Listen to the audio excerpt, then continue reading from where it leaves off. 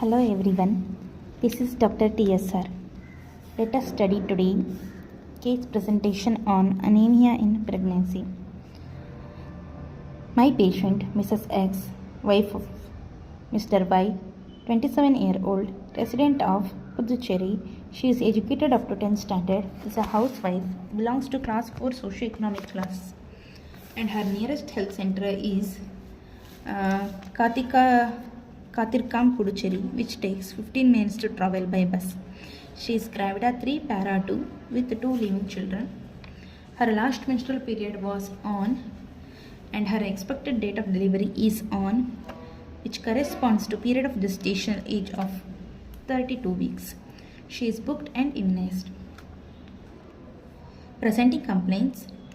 She presented to the antenatal OPD with the complaints of weakness and easy fatigability for the past 2 months, breathlessness and exertion for past 2 weeks. History of presenting illness.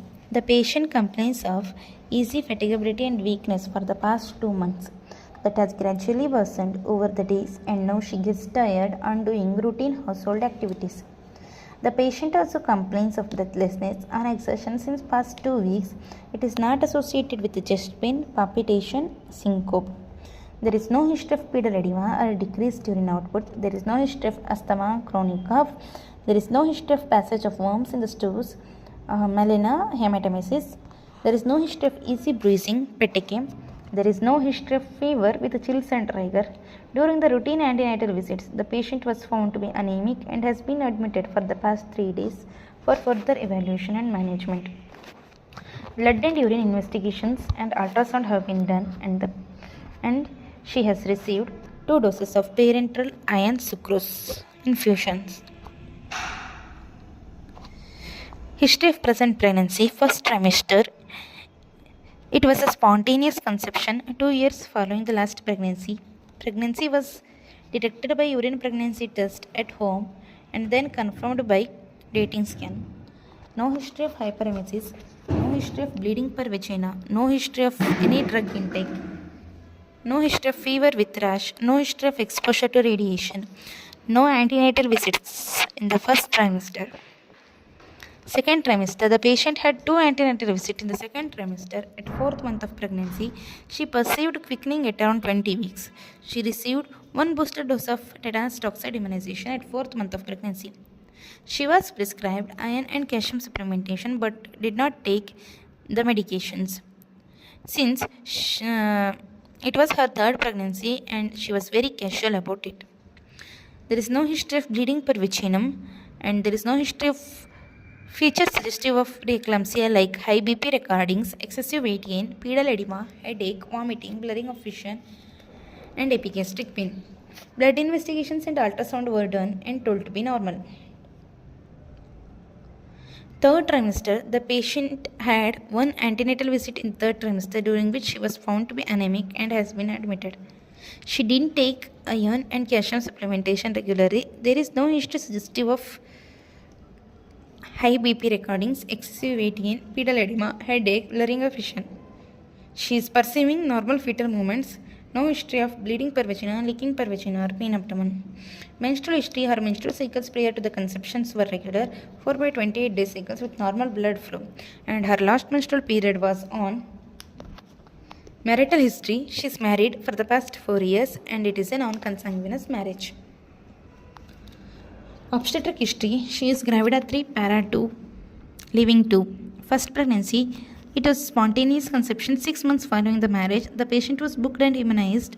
Her antenatal periods were uneventful and it was a full-term normal vaginal delivery at Puducherry Government Hospital, and it was a female child weighing 2.8 kg with good APGAR score. There is no history suggestive of postpartum hemorrhage and postnatal period was uneventful. The child at present is alive and healthy, 3-year-old, and has been immunized. Second pregnancy, it was a spontaneous conception 1 year following the first pregnancy. The patient was booked and immunized, and her antenatal period was uneventful. Again, she delivered full-term normal vaginal delivery at Puducherry Government Hospital. It was a female child weighing 3 kg with good Apgar score. There is no history suggestive of postpartum hemorrhage, postnatal period uneventful, and the child at present alive, healthy, and 2 years of age and has been immunized. She did not use any contraceptive methods in between the pregnancies.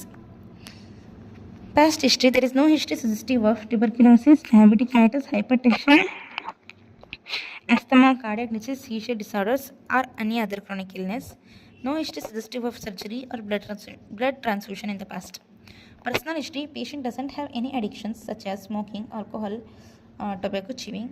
Sleep and appetite is normal. Family history: no family history suggestive of hypertension, diabetic mellitus, multiple pregnancies, congenital anomalies, and tuberculosis.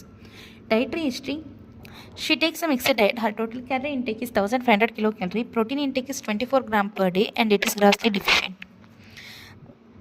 On general physical examination, she is thin built, averagely nourished, and her height 158 cm, weight 52 kg.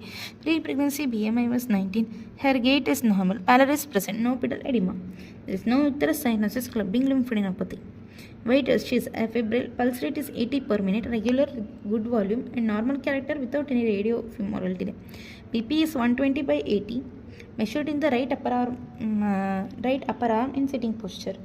Respiratory rate 20 cycles per minute, and jugular venous pulse is not raised. Thyroid, breast, and spine examination normal. Systemic examination: cardiovascular system S1 S2 heard, ejection systolic murmur of grade 2 heard over the pulmonary area, not radiating to any side. Respiratory system examination: air entry is equal on both the sides, no added sounds or craps. Obstetric examination: inspection: abdomen is uniformly enlarged, umbilicus is central and everted, linea nigra striae gravidarum is present, all the quadrants of the abdomen moves equally with the respiration, no scar, sinuses are dilated wide, hernial orifices are free. Palpation: fundal height corresponds to 32 weeks, symphysiofundal height is 31 cm, fundal grip broad, soft, irregular, non-ballotable, mass is felt, suggestive of breech, lateral grip uniformly curved, smooth, curvilinear, resistant, felt on the right side, suggestive of back, and on the left side, irregular knobby-like structures present, suggestive of limbs.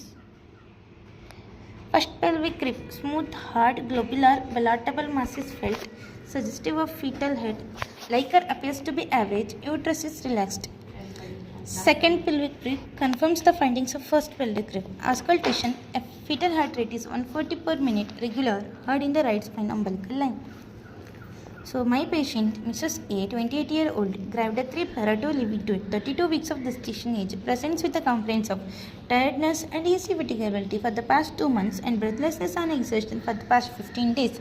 She has not taken iron and calcium supplementation regularly during this pregnancy, and on examination, pallor is present. There is no pedal edema. Her BP is 120 by 80 mm of Hg. Her cardiovascular system reveals grade 2 ejection systolic murmur in the pulmonary area. Respiratory system examination is normal. Her obstetric examination reveals fundal height corresponds to 32 weeks with single live fetus in cephalic presentation with fetal heart rate of 140 beats per minute, regular and with good tone, with adequate amount of liquor, and she is not in labor. Diagnosis: 28-year-old, gravida 3 para 2, living 2 at 32 weeks of gestation age with anemia complicating pregnancy, not in failure, with a single live fetus in cephalic presentation, not in labor, admitted for further evaluation and management. Thank you.